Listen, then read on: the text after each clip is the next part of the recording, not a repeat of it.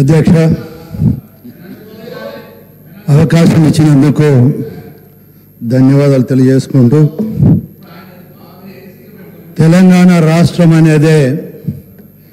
నిధులు, నియామకాలు, వనరులపై ఏర్పడ్డ ఈ రాష్ట్రము. ఈ రాష్ట్రం ఏర్పాటు కావడానికి తెలంగాణ 4 కోట్ల ప్రజల యొక్క కృషి, 1400 మంది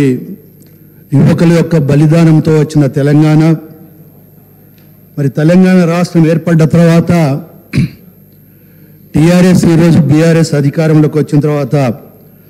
అధికారం వచ్చే ముందు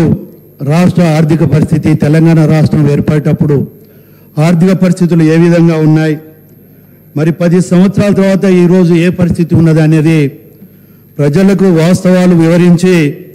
మరి రాబోయే రోజులలో ఇంతకుముందు గౌరవ ముఖ్యమంత్రి వారు చెప్పినట్టుగా ప్రతిపక్షాల యొక్క సూచనలు, మేధావుల సూచనలు తీసుకొని ఈ దేశంలోనే రాష్ట్రంను ఒక ఉన్నతమైన స్థానంలో నిలపాలని ఒక ప్రయత్నంలో భాగమైన విషయాన్ని కూడా మనం అందరం కూడా గుర్తించవలసిన అవసరం ఉంది అని చెప్పి ఈ సందర్భంగా మనం చేస్తున్నాం. పెద్దలు కల్వకుంట్ల చంద్రశేఖరరావు గారు ఉద్యమం సందర్భంగా మాట్లాడుతూ కొన్ని విషయాలు చాలా స్పష్టంగా చెప్పడం జరిగింది అధ్యక్ష. ఒకటి, మనది మిగులు రాష్ట్రము, తెలంగాణ రాష్ట్రం ఏర్పాటు కావడం వల్ల ఒక బంగారు భవిష్యత్తును ప్రజలకు అందించగలుగుతాము అని చెప్పడమే కాకుండా, తెలంగాణ రాష్ట్రం ఏర్పడ్డ తర్వాత మరి ఒక దళిత ముఖ్యమంత్రిని చేస్తానని చెప్పి మరి మాట తప్పను మడవ తిప్పను అన్న పెద్ద మనిషి మరి ఏ విధంగా తాను ఎన్నికల సందర్భంలో కానీ గతంలో ఉద్యమం సందర్భంలో మాట్లాడిన మాటలను, ఇచ్చిన వాగ్దానాలకు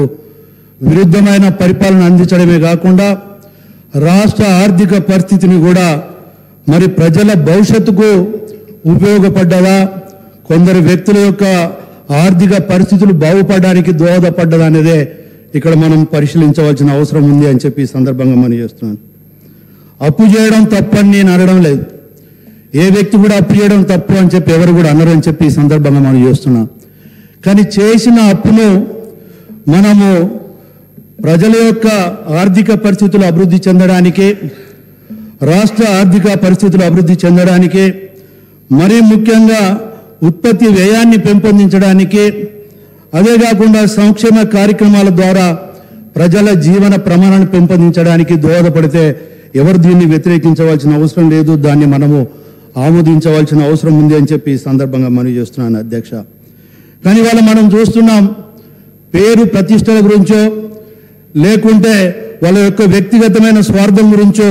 చేసిన అప్పును ఖర్చు పెట్టినప్పుడే ఈ సమస్య ఉత్పన్నమవుతుందనే విషయాన్ని దృష్టి తీసుకొస్తున్నా. ఒకసారి మనం చూస్తే రాష్ట్రం ఏర్పాటప్పుడు జరుగుతున్న ఏర్పాటులో ఆంధ్ర తెలంగాణ విడిపోయినప్పుడు మన అప్పులు చూస్తే 72,658 కోట్ల అప్పు ఉంటే, ఈరోజు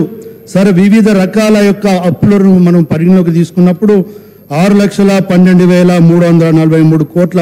అప్పు ఉన్నదనేది మనకు శ్వేతపత్రం ద్వారా మనకు వివరంగా మనకు తెలియజేస్తున్న విషయాన్ని మన దృష్టికి తీసుకొస్తున్నాం. ఒక మాటలో చెప్పాలి అంటే ఈరోజు ఈ రాష్ట్రంలో ఉన్న ప్రతి ఒక్క వ్యక్తి మీద, అదేవిధంగా పుట్టబోయే బిడ్డ మీద కూడా 1,58,000 అప్పు ఎత్తిన ఘనత గత ప్రభుత్వాన్ని నేను చెప్పక తప్పదు అనే విషయాన్ని మీ దృష్టికి తీసుకొస్తున్నా. అదే కాకుండా మనం చూస్తే మరి పెద్దలు గౌరవనీయులు హరీశ్వరరావు గారు మాట్లాడుతూ రాష్ట్ర ఆర్థిక పరిస్థితి అన్ని విధాలు అభివృద్ధి చేసినాం. అదే కాకుండా మనం చూస్తే రాష్ట్ర ఆర్థిక పరిస్థితి మరి పరిపుష్టిగా ఉన్న రాష్ట్రము, సంపద సృష్టించామని చెప్పి కూడా చాలా ఘనంగా చెప్పారు. కానీ ఒక విషయాన్ని మనం చూస్తే ఇవాళ మన రాష్ట్ర రెవెన్యూ యొక్క అభివృద్ధిని కూడా మనం చూస్తే, తెలంగాణ రాష్ట్రం ఏర్పాటు కాకముందు ఏదైతే ప్రతి సంవత్సరము యావరేజ్గా మనం చూసినప్పుడు 14.9% పెరుగుదల ఉంటే, మరి ఈ 10 సంవత్సరాల్లో కూడా రాష్ట్ర రెవెన్యూ పెరిగిన శాతాన్ని కూడా మనం చూస్తే అదే 14.9% ఉన్న మాట వాస్తవం అవునా కాదా అనేది ప్రతి ఒక్కరూ మనం గుర్తించవలసిన అవసరం ఉంది అని చెప్పి ఈ సందర్భంగా మనం చేస్తున్నాం. అదే కాకుండా మనం చూస్తే మరి ఆ రోజు 72,658 కోట్ల అప్పుతో ఉన్నది, ఈరోజు 6,12,000 కోట్ల అప్పులతోటి మరి ఉన్నది అని అంటే మరి గతంలో 14-15 కన్నా ముందు ఆ రోజు రాష్ట్రంలో వడ్డీల రూపాయన కానీ అసలు రూపాయన చెల్లించింది 6,954 కోట్ల అధ్యక్ష. కానీ ఈరోజు పరిస్థితి ఏంటి అని అంటే ప్రతి సంవత్సరము 37,939 కోట్లు వడ్డీ కానీ అప్పు కానీ చెల్లించే పరిస్థితి ఉన్నది. అంటే మన రాష్ట్ర రెవెన్యూలో 34% వరకు దాని భాగస్వామ్యం ఉన్నది అని అంటే